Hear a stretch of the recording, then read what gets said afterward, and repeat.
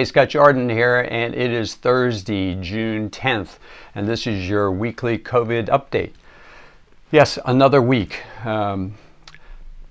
Things are going quite well. Our allocation program that I've talked about for the last couple of weeks has worked very, very well. Our distributors that purchase disinfectants from us know what they're going to get. They have a very good idea when they're going to get them. And it's made it a lot easier for the sales department, for our internal people, as well as for our distributors, and I'm sure for their customers as well. So everything's going quite well with that. We do have one issue that we have. Our bag-in-a-box supplier is pushing back our delivery for our bags. This is a 2.5 gallon bag-in-a-box that's packed normally 2.5, so it equals a 5 gallon. We're being pushed back about 3 weeks on our supply of thousands and thousands of bags for two reasons. One, the bags that are made in one part of the world, and then these spouts come from New Zealand. There's only one company in the world that makes the spouts that go in almost every bag that you see out there. They're wine bags, different bags. So we've had a slight delay on that, so we've had to push back some of our production on bag-in-a-box either into another size like gallons or quarts, or we've also told people they can wait, and a lot of people are waiting because it's a fantastic package. Good news on other shipments. We got enough supply of this is our Spray and Go Mini, and then we also have our spraying rolls. Those came in this week. We had a lot of the sprayers were already pre-sold because people had ordered them ahead of time, but we do have a supply available, so you should talk to your sales department about that, or you can email us at the link below in the video. We are going to have a large supply coming in probably around the end of July, beginning of August, that should be able to take us into most of the fall, assuming COVID doesn't come back super huge. Businesses are opening up, so I know we've talked in the past about proper procedures, how you clean and disinfect your building. So we're doing two things we're going to offer for customers that want them. This is a door sticker. It can go on either the inside or the outside of your door. And as you can read it, if you can't read it, I'll read it to you. We are keeping it clean. This facility is disinfected throughout the day to maintain a clean, safe environment for you. If you have any questions, please see the management. And it has our Eric's brand down there because it's the brand of the products that are being used for disinfecting. So those will be available shortly for you. And then we also, I know we've talked about this pathogen control manual before. We're going to be offering this as a not necessarily as a wall chart. If you want it that way, you can get it. But we talked to our sales department, and a lot of people thought it's better to put it on a hang tag so that you don't have to have dedicated wall space for it. You can put a little chain on it, have it in your janitor's closet. So those are going to be available shortly. Has everything you need to know about how to use disinfectants with buckets, sprayers, touch surfaces, which products to use, hand sanitizers, and then different procedures on the back. So that's something that's coming soon. If you want any more info on that, talk to your sales department. So why do I have the tie on this week, even though I had it on last week? And by the way, I'm sorry if it was slightly off kilter last week. We've tried to kind of correct that, but it's difficult to tie a bow tie if you don't do it on a regular basis. But if you've seen the previous videos, the bow tie in my mind represents integrity and honesty, because my dad, who I got these ties from, he was known for that in the industry. And I like to think when I'm wearing it, I'm kind of passing that same vibe on. Not that when I don't wear it, somebody said that doesn't mean I'm honest and I don't have any integrity. I just want to wear it when I'm going to bring out some subject that I think involves integrity and honesty. So I'm a little mad this week, and it takes a lot to get me mad, but CleanLink, which is an industry news site, email blog that goes out talking about what's going on in the sanitary supply industry, put out an article that they didn't write it. Hawaiian prisons using dry fogging process to kill germs. Well, if you've seen the videos in the past, you probably have an idea what this one's talking about. So I didn't want to just settle for what they put out.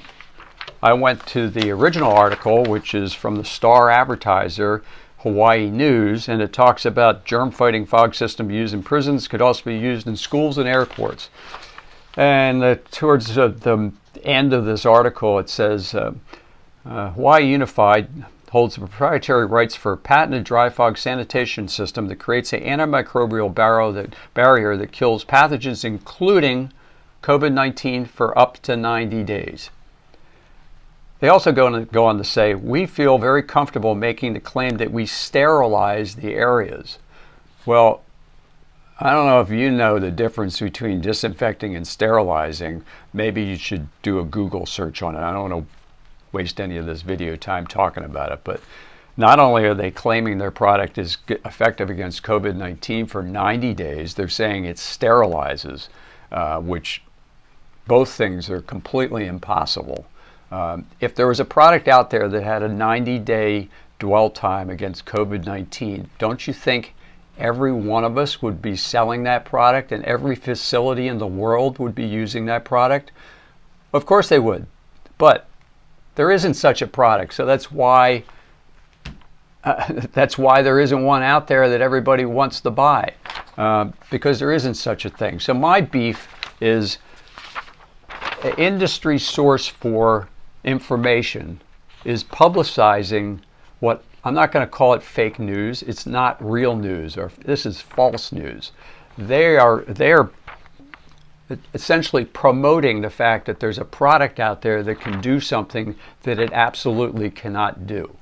I've done some research. I believe the product that they're using at this Hawaii firm, it is an EPA registered product, but I brought up the label, and right at the very beginning of the label, this is the actual EPA approved label. It says this product does not protect users or others against foodborne or disease-causing bacteria. Now, does that sound like a product that has a 90-day kill claim on COVID? I don't think so. So my beef is, hey, CleanLink, if you're going to put out stories like this, why don't you investigate them and then maybe publicize the fact that they're false as compared to just relinking to the article that was published in the Hawaii newspaper with false information. You're putting this out there like it's real, and people are going to think it's real. So I'm just very disappointed that a trade publication would promote the fact that a product has a 90-day kill claim against COVID.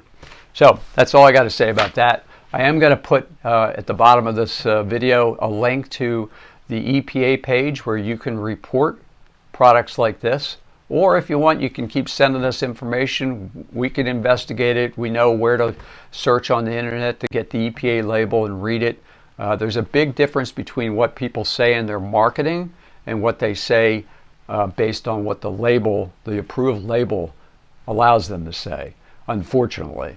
So I think it's important for all of us to look out for these people that are sending out this information that's obviously false, because it's misleading the end customer who thinks, back whenever it was a month ago when I was railing on Southwest Airlines about the fact that they're promoting a product that had a residual kill claim for 30 days on their airplanes, which obviously wasn't happening, let alone on upholstered airplane seats.